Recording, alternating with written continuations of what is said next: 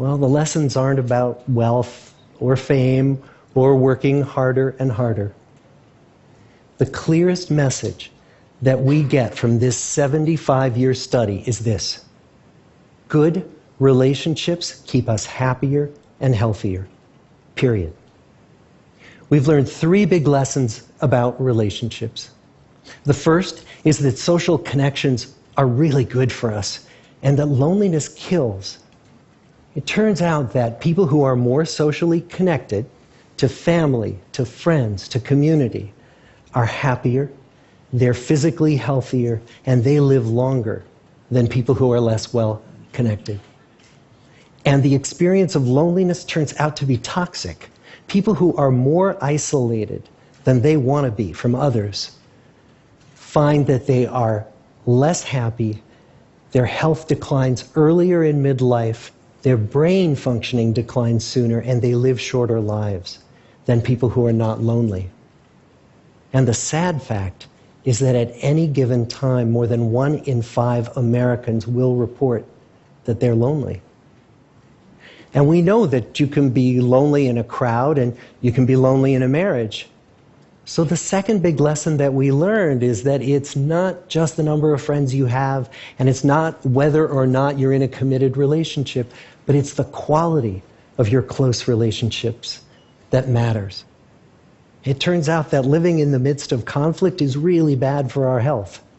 High conflict marriages, for example, without much affection, turn out to be very bad for our health, perhaps worse than getting divorced. And living in the midst of good, warm relationships is protective.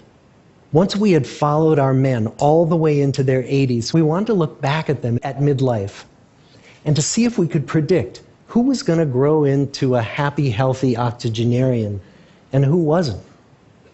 And when we gathered together everything we knew about them at age 50, it wasn't their middle-aged cholesterol levels that predicted how they were going to grow old. It was how satisfied they were in their relationships. The people who were the most satisfied in their relationships at age 50 were the healthiest at age 80. And good, close relationships seem to buffer us from some of the slings and arrows of getting old. Our most happily partnered men and women reported in their 80s that on the days when they had more physical pain, their moods stayed just as happy. But the people who were in unhappy relationships, on the days when they reported more physical pain, it was magnified by more emotional pain. And the third big lesson that we learn about relationships and our health is that good relationships don't just protect our bodies, they protect our brains. It turns out that being in a securely attached relationship to another person in your 80s is protective. That the people who are in relationships where they really feel they can count on the other person in times of need, those people's memories stay sharper longer. And the people in relationships where they feel they really can't count on the other one, those are the people who experience earlier memory decline. And those good relationships, they don't have to be smooth all the time. Some of our octogenarian couples could bicker with each other day in and day out. But as long as they felt that they could really count on the other when the going got tough, those arguments didn't take a toll on their memories. So, this message that good, close relationships are good for our health and well-being, this is wisdom that's as old as the hills. Why is this so hard to get and so easy to ignore? Well, we're human. What we'd really like is a quick fix, something we can get that'll make our lives good and keep them that way.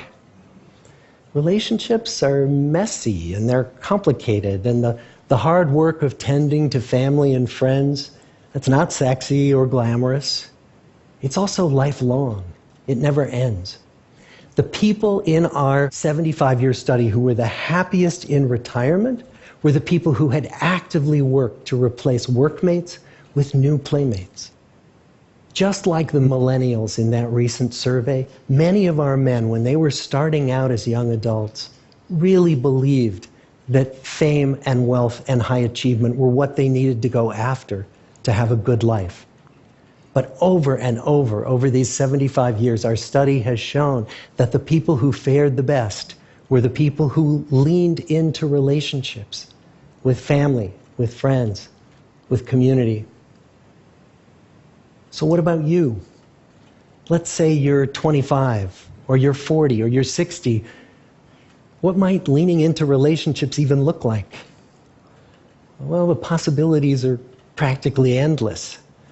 It might be something as simple as replacing screen time with people time, or livening up a stale relationship by doing something new together, long walks or date nights, or reaching out to that family member who you haven't spoken to in years, because those all too common family feuds take a terrible toll on the people who hold the grudges.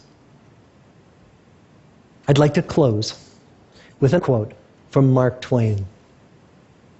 More than a century ago, he was looking back on his life, and he wrote this: "There isn't time, so brief is life, for bickerings, apologies, heartburnings, callings to account.